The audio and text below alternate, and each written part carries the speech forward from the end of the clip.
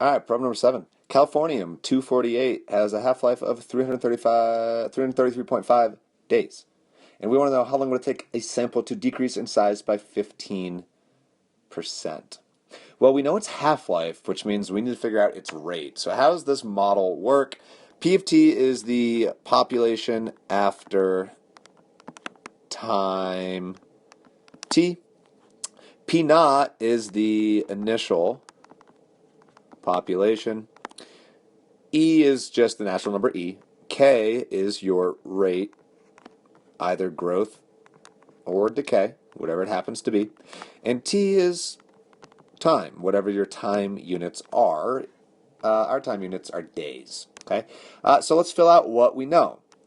Well, the half-life is 333.5 days, which means let's pretend like we started with 100.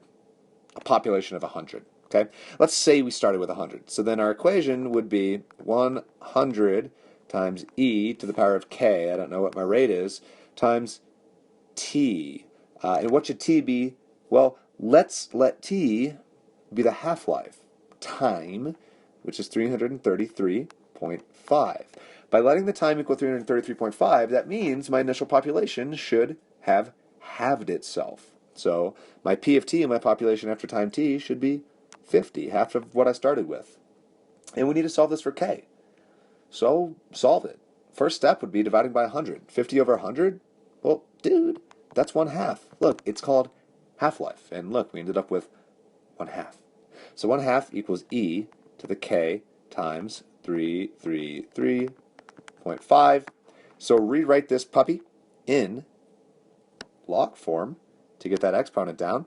So ln of 1/2 equals k times 333.5, which means k, our rate, has to equal the natural log of 1/2 divided by 333.5, which if I asked you to tell me the rate, yeah, dude, approximate that thing.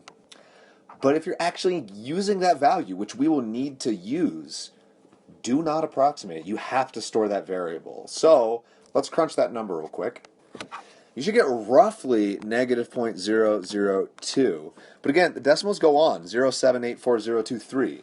So yeah, it's roughly that negative 0.002, but store it as a variable. I'm going to store that thing. So after you press that on your calculator and get that number, just hit the stow button. It's above on. Store as, just call it A, alpha A. So why don't we do that? Let's call this A. Okay? So that is our rate of decay. And so we want to know how long would it take a sample to decrease in size by 15%. Well, if it is decreased by 15%, how much remains? Well, what's 100 minus 15?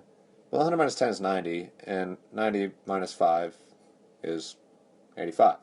So we want to know how long until 85% remains. So just like this number here represents that half remains, we want 85% to remain.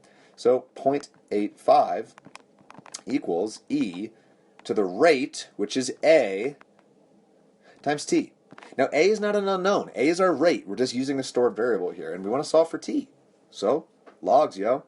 Natural log of 0.85 equals our rate times t. And we want t, so divide by a. And so our time will equal the natural log of 0.85, the size that we wanted, divided by our rate. And so we can crunch that real quick. ln of 0.85 divided by, you don't even need to store it. You could just hit second answer to get your a again. But you get a 78.194. And remember our units, those are days. What would we have gotten if we didn't store that and we rounded it to just negative 0.002? You would have gotten 81.259. So you would have been off by over 3 days, which, I don't know, I guess depending on the situation, could be significant. All right, well, what next? How much of a 90-gram sample would remain after 4 years? And we're told there are 365.24 days per year.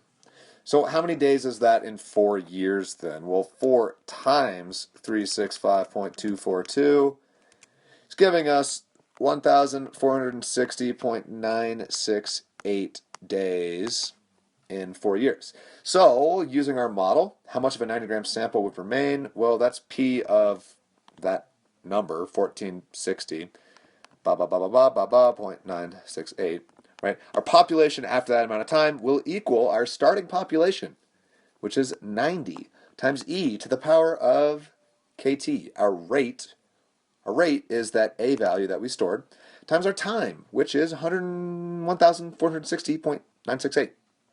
So 1460.968, and crunch, just use your calculator. And we get 4.32.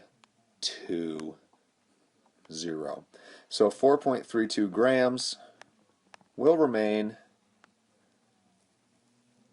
after 4 years if you started with 90 grams of californium-248. Sweet.